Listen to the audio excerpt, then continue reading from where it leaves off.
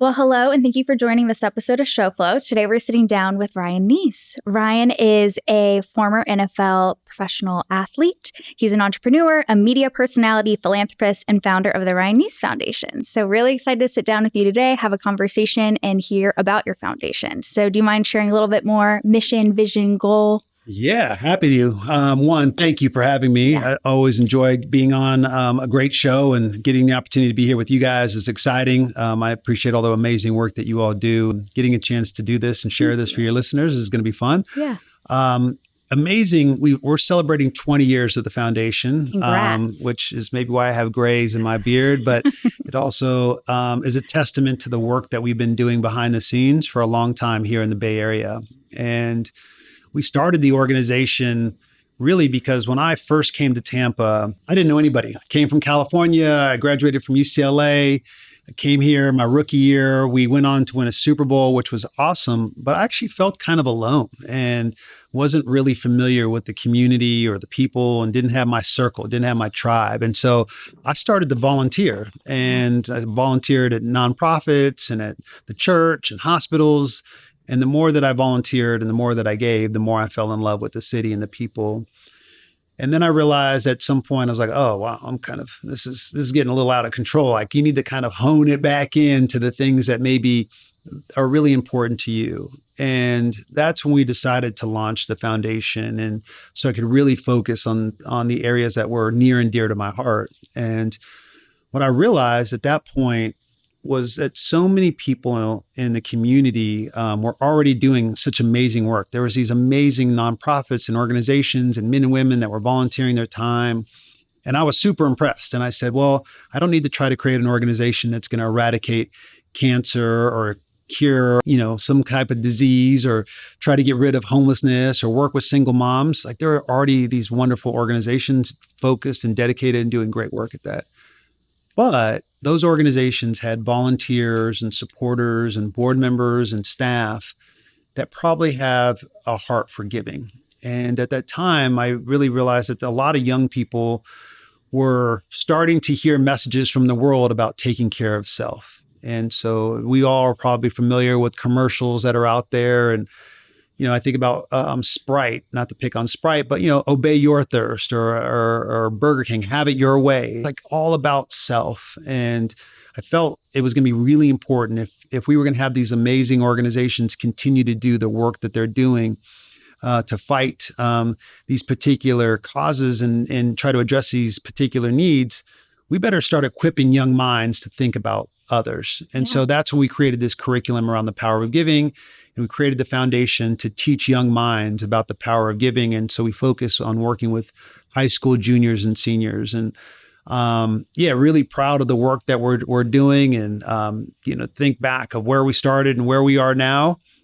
Grateful that we've come a long ways. Yeah.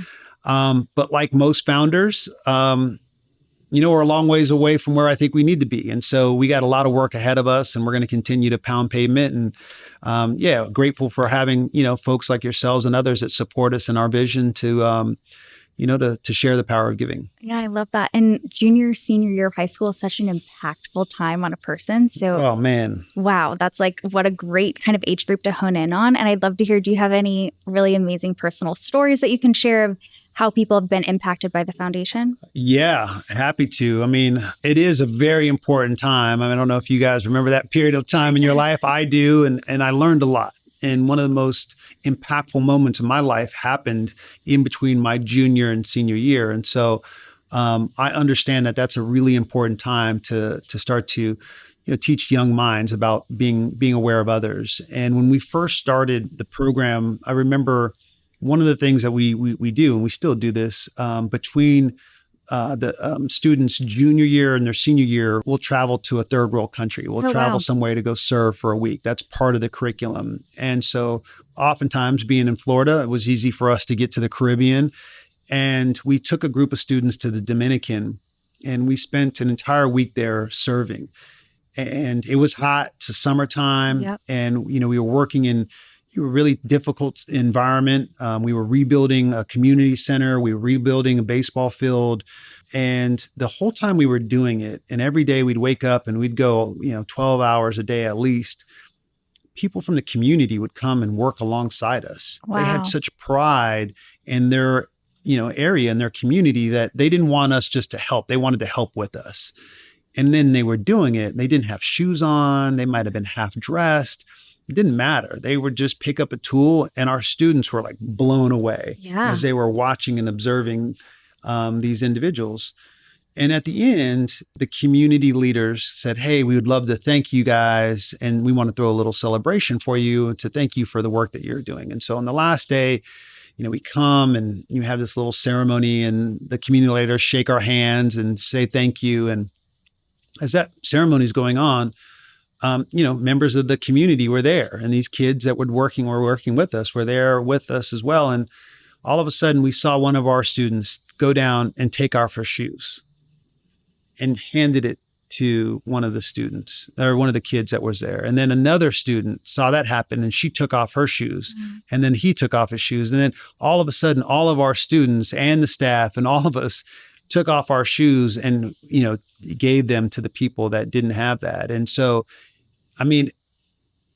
that is what the power of giving is all about, is to be in the moment, to see a need and say, yeah, I don't care. I don't need these. I can address this need. I can support that person.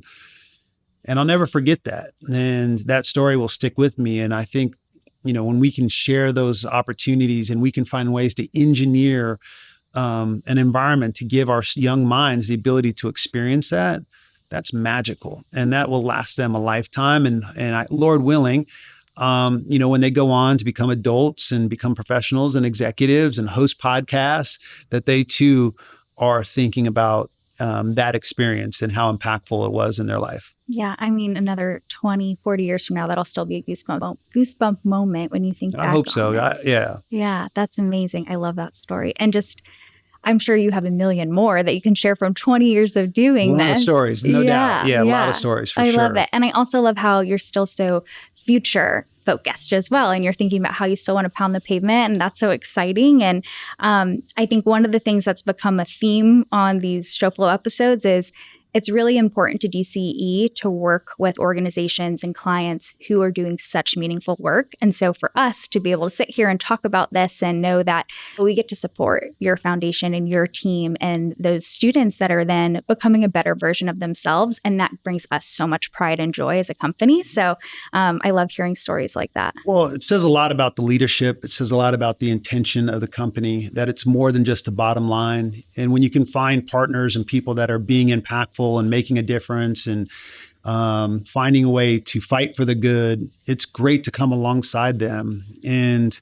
I've always found, whether it's, transformational companies in Silicon Valley or small nonprofits or even individuals, when you can partner with people that really care, in the long run, it always wins. In the long run, it always works out for the good. And so being committed to that is one thing. Actually, doing it over and over and having the endurance to adhere to that commitment is where the magic happens. And so I appreciate that you said that. And I know that's always been intentional for your guys' company. Yeah. So we were able to support the holiday party this last year, which was great. And that was through a DC Gives Back grant. Yep. And so what that is every single year, we make sure as a team and as a company, we're able to kind of give back, whether that's our time, our talent, our know-how, our gear, in kind. Yes. But we can come in, we can take a nonprofit organization's event and bring it to a higher production level. So that's really important for us to do every single year. You've done enough events. You guys know. You work with you guys know. If people do events, it's one thing to have a vision and have an idea. It's another thing for that to come to life and become a reality. And we have worked with others in the past where it doesn't always align. And what you see in your mind and what you're experiencing in reality might not match up. But that's what we appreciate about working with you guys, that there's a lot of that you guys deliver on that, which is awesome. And then our team also gets together at least quarterly. We try to go and out into the community and volunteer together at different organizations with different nonprofits. Oh, we got some great volunteering opportunities. Right. We'll get you guys out there. Perfect. And for those that are listening, now you got to knock on the door. They're doing in-kind stuff. There you go. I know. Let's go. Let's make it go. Let's make it happen. We partner together. Let's do it. But I looked back because I was curious after this last holiday party. I was like, when did we do our first event with this foundation? and it was 2017. Okay. A lifetime ago, right? Just a couple of years I ago. know, yeah. But I'm curious, how did we start working together? How did you find us? How were we able to jump in and provide solutions for you? Yeah, it's a great question. And when I think about, again, the people that we've been around that have helped us get to where we are, I would be remiss if I didn't talk about Allison Gorell. And Allison was with me when we first started the foundation. She was actually working with the Buccaneers and was a part of their community relations team. And I said, hey, I got this idea. I'm going to try to start a foundation. You'd be crazy enough to join me. She said yes. I don't know why, but she did. I caught her on a good day, and she took a leap of faith. And then she's been with us ever since. And she's been really, a champion for how we've executed events. And for us, the events are such a lifeline or an important part of how we continue to do our work, how we're able to raise the funds to do the work we need to do. And so Allison has scoured definitely the city, the state, probably the country to find the right partners to help us execute. And so because of her, she knew about the work you guys were doing. And that's how the origin story of how the relationship started. So Allison gets all the credit. Oh, I love it. Yeah. Thank you, Allison. Yes. That's great. And I think that, one of the things that we're super proud of is that name recognition in the local community and being able to come in and support and help. And that is really meaningful to us. So I think that's so great that Allison was able to pull us in. It says a lot too. I mean, at the end of the day, we all have brands and reputations, and individually and as companies. And so you want to make sure you're partnering with people that are not going to water down your brand or tarnish your brand, or hopefully going to help lift it up. And so that's important to us. I know it's important to you. And so again, finding people that that you can hopefully deliver on and over deliver if possible, that's really critical. Yeah. And so that collaboration process for us is really important too. And we kind of talked about that. You find like people, you find like companies, and then you're able to partner and work really well together.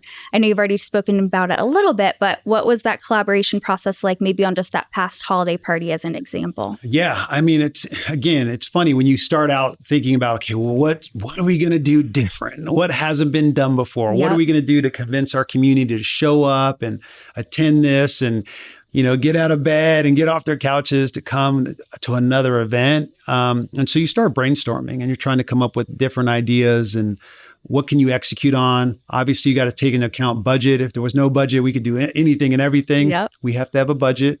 And so as we go through that process, we start to hone in on things that we think would be interesting and unique. And I think part of that was then sharing that vision and sitting down and say, hey, here's what we're trying to attempt to do. Where can you guys help improve this, calibrate it and dial it in? Because we probably don't know how to execute it and make it actually come to life. And you guys can walk us through from A to Z on exactly what needs to be done and how things need to be set. And again, doing it within our budget and meeting those goals is a big part of that. And I think one of the things that you've learned, or at least we have, you can start that process, and that process can take a long time. Yes. And because you might not have the right vibes, or people are having a harder time seeing the vision, or they're not iterating, or they're distracted because they have other things that are, they're prioritizing and they're putting you on the back burner because you might be too small.